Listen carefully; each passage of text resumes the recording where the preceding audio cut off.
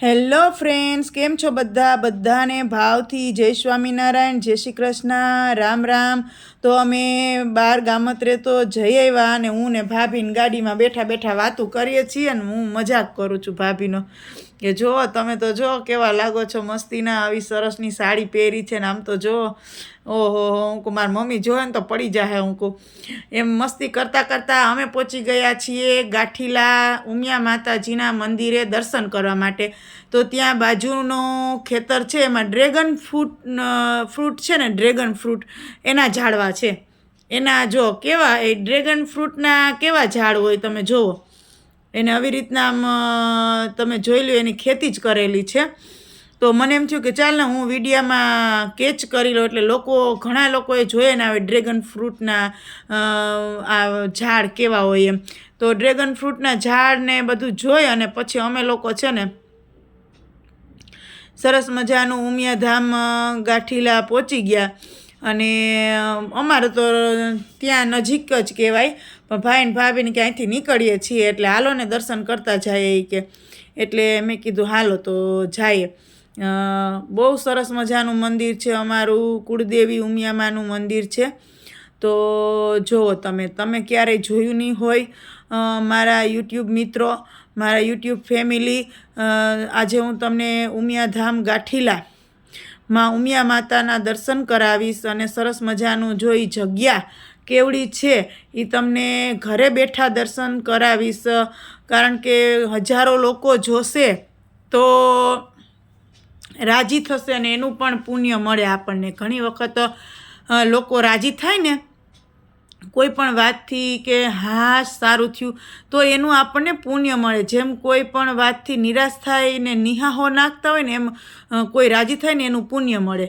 અને પછી જો અમે એક જગ્યાએ ત્યાં આવ્યા ને તો મેં ભાભીને કીધું કે અહીંયા માતાજીને ચડાવેલી છે ને સાડીઓ છે, તમારે જોવી છે, તમારે લેવી છે.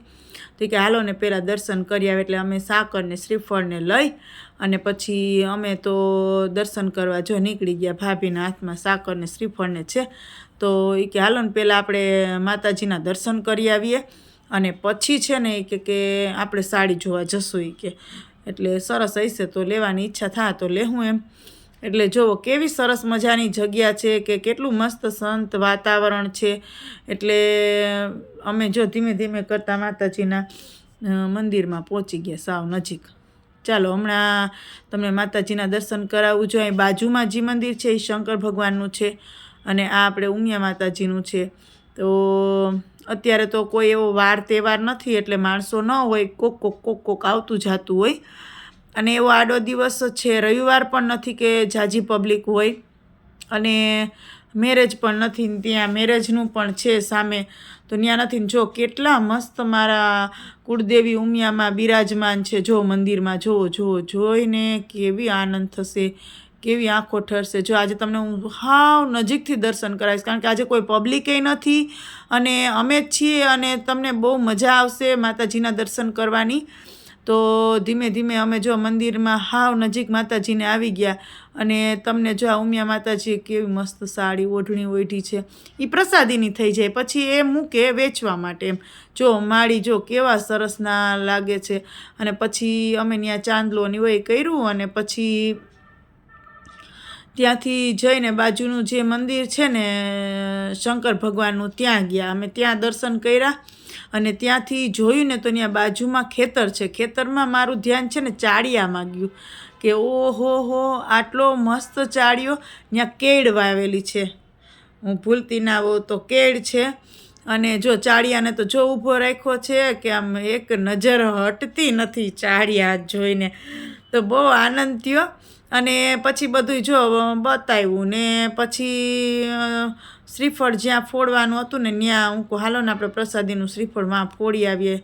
તો એ કે હાલો. એ કે તે પછી જો અમે કેટલો સમય પછી ભાઈ ને ભાભી ને અમે બધા સાથે, નકર તો બધા પોતપોતાના કામમાં હોય તો અમે ક્યારેય સાથે જવાનું નથી થયું. આ પહેલી વખત સાથે જવાનું થયું. અને આ મારા અદાના દીકરા થાય ભાઈ, એટલે પછી જવાનું હોય મારે એની ઘરે, એ મારી ઘરે આવે, પણ આવી રીતના ફરવા અને એમ ક્યાંય જવાનું ના હોય દેવ દર્શને કે સાથે એમ.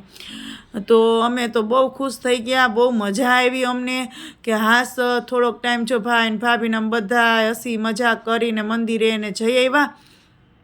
અને પછી ત્યાં મેં કીધું કે હાલો જો શ્રીફળ ફોડે ને ત્યાં આપણે લઈ જઈએ અને ફટાફટથી શ્રીફળ ફોડીને પછી ખાઈએ. એટલે ફોડ્યું ને પછી મેં ભાઈને કીધું જો ત્યાં શ્રીફળમાંથી ઓલું કાઢવાનું છે, તમને લાગી જાય નહીં, એમાંથી કાઢી લ્યો. એટલે પછી કાઢ્યું અને પ્રસાદીનું પાણી બધાય ઓલા ભાઈ આપ્યું એટલે એ પીધું. અને પછી પાણી પી અને શ્રીફળને લઈને મેં કીધું જો આ સાકર હશે ને આપણે લેતી જાવી એમ. તો જો આ સરસ મજાનું અમારું મંદિરનું આખું દ્રશ્ય તમને બતાવું છું. જુઓ કેટલું સરસ દ્રશ્ય છે. તો આપણે અહીંયા નજીકના જે હોય વિસ્તારના જુનાગઢની આજુબાજુના ને એમ બધાય એને તો આ મંદિર જોયું જ હોય, પણ જે બહુ દૂર છે, જે અમદાવાદ રહેતા હોય, રાજસ્થાન રહેતા હોય, એને તો આ મંદિર ન જોયું હોય. એટલે એને તો આ મંદિર પહેલી વખત જોયું એટલે એને બહુ આનંદ થાય કે આટલી મસ્ત જગ્યામાં મંદિર હશે. અને મંદિરની બહાર પછી નીકળ્યા ને તો બહારની સાઈડ જો નદી પણ છે. અમારે ત્યાં મંદિરની બાજુમાં જ બહુ મોટી ઓજત નદી નીકળે છે. એ તો તમને બધાને જો કે જાજે ભાગે અમારા આજુબાજુના વિસ્તારોને ખબર જ હોય કે ઓજતમાં તો ઓજતમાં ફૂલ પાણી ભરેલું છે. જો તમે જોતા હો ને તો અને પુલ છે વચ્ચે, તો એ પુલથી અમારે ઓલી સાઈડ જવાનું છે. તો મને એમ થયું કે ચાલ ને આ કેમેરામાં કેદ કરી લો, લોકો જોવે ને કે વાહ આવી સરસની નદી ને નદીની બાજુમાં આવું સરસ માતાજીનું મંદિર ને આ કેટલું મસ્ત દ્રશ્ય હશે. ખરેખર ક્યારેક એમ ધ્યાનથી જો ને તો ગુજરાતી પિક્ચર તમે જોતા હો ને એમાં દ્રશ્ય હોય ને એવું લાગે છે. એટલે જો દૂરથી ઉતારેલ છે ને એટલે એટલું, અને ગાડીના કાચમાંથી ઉતારેલ છે ને એટલે એટલું બધું ક્લિયર નહીં આવે, પણ હું કોશિશ કરું છું કે તમને હું સારી રીતે બતાવું.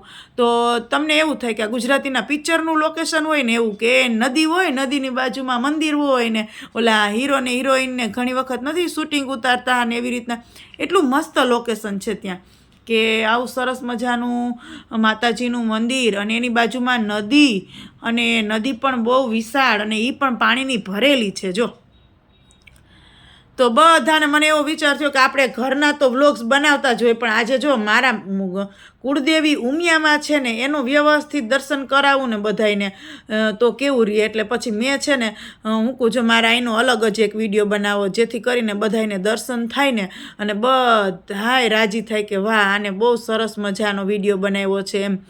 એટલે પછી અમે તો જો આજુબાજુનું દ્રશ્યો લેતા હવે અમારે ઘર તરફ જઈએ છીએ. અને પછી ભાઈને ને ભાભીને રસ્તામાં ઉતારી દીધા અને પછી હું ને વસંતને ધીમે ધીમે અમે કીધું હાલો હવે આપણે ઘરે જઈને કામ પણ ઘણું હશે. તો મિત્રો કેવો લાગ્યો વિડીયો જરૂરથી કમેન્ટમાં કહેજો. દર્શન કર્યા હોય તો કહેજો, માતાજીનું નામ લખજો. અને આવા વિડીયો વારે જોવા માટે જો પહેલી વખત જ તમે વિડીયો જોતા હો તો ચેનલને જરૂરથી સબસ્ક્રાઈબ કરી દેજો, એટલે જેથી હું ગમે એ ધાર્મિક સ્થળે કે જાઉં તો વિડીયો ઉતારું. બરોબર છે? Thank you.